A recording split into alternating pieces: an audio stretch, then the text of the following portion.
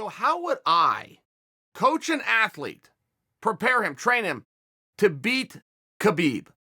And this always seems like a bit of a pitfall, right? I mean, one of the things that happens in this sport where you can get a major leg up on other sports is you sign a contract. You know when the event is going to be, so you have a period of time to focus on one guy. And it's very unique in this sport. You know, use the NFL just as an example, but their season and their schedule is set ahead of time, all the way to the playoffs, but the playoffs happen pretty quick.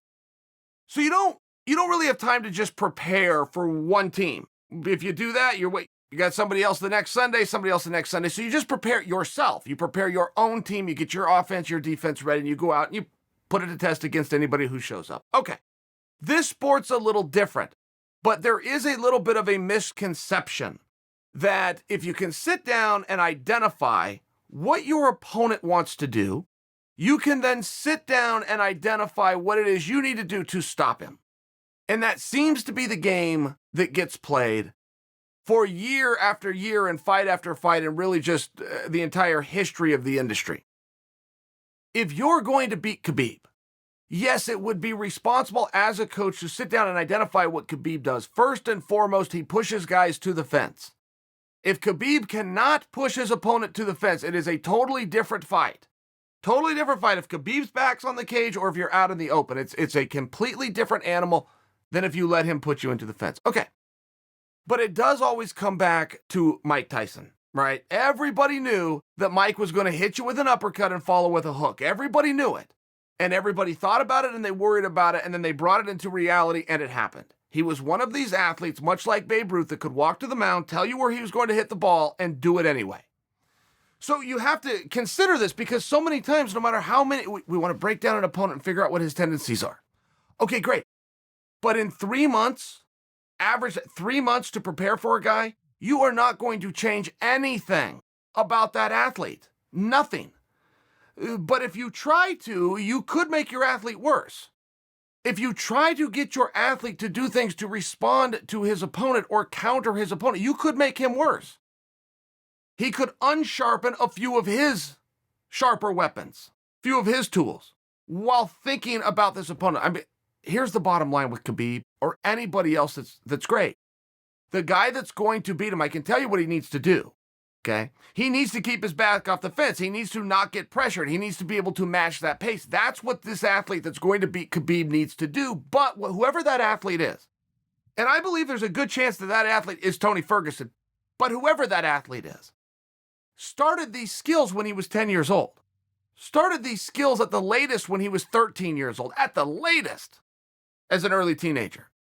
Just so happened he's going to have 3 months to focus, sharpen them, get his weight down, eat right, try to be healthy, some of these other things, and then go into battle. There is no coach and there is no team that could take anybody in a 3-month training camp period, and many guys go more like an 8-week training camp period, and make them better. Make them have the skills to stop the most dominant lightweight in the world, who's never been stopped, save one round against Conor McGregor. I mean, really, quite bulletproof. Has looked absolutely invincible. The theories do still exist.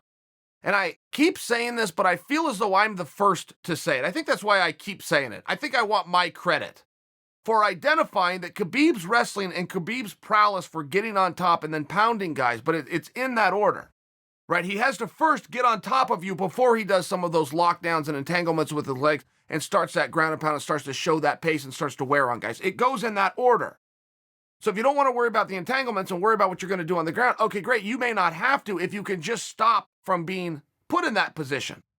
If you want to stop from being put in that position, rule number 1 with Khabib, keep your back off the fence.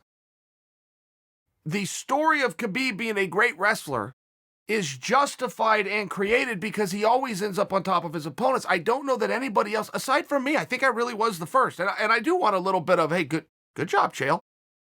He gets in that position by pushing you against the fence. That's when his tools open up. And it's one of the reasons that fellow fighters give him so much credit. It's one of the reasons we look at him and go, wow, that's remarkable. Because a great defense, if you're ever taking on a wrestler, is to go to the cage. Go to the cage, put your hips on it, turn your feet, get your heels on there. There's nothing for him to lock onto. The fence becomes your partner. You're now in some ways resting while Khabib's, in theory, the one that's got to work. Khabib has developed a system to pull you off the fence, to use your weight against you, to use that gravity into his favor. It's a very remarkable skill set that he has, but it doesn't change the fact that this is the way that he likes to do things, and in this specific order. Pressure you, get you on the fence, leg entanglement, pull you off, drop down to your legs, pull you out.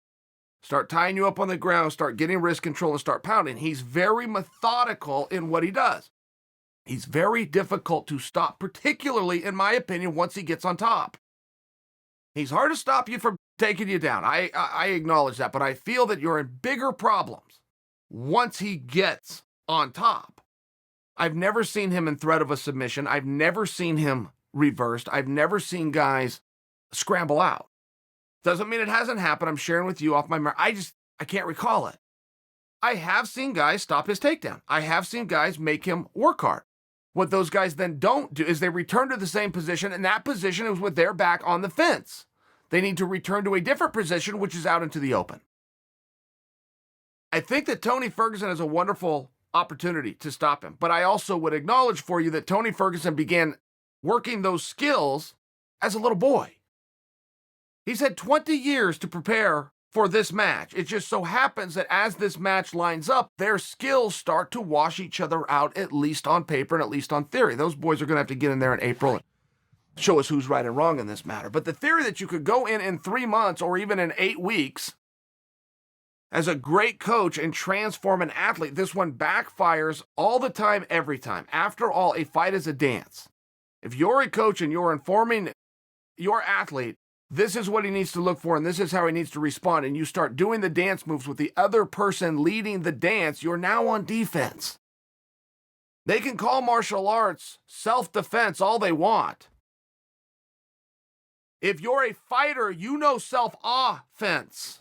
You know how to be the aggressor. When things go bad and push comes to shove, you know how to get to your target before the other one. If you start working on and focusing on what your opponent's going to do, look, it's okay. This is a piece of it. Knowing what your opponent wants to do, this is definitely a piece of it. This isn't something that you would ignore, but it's not something that you would focus and dwell on or ever make believe that you could correct in a training camp.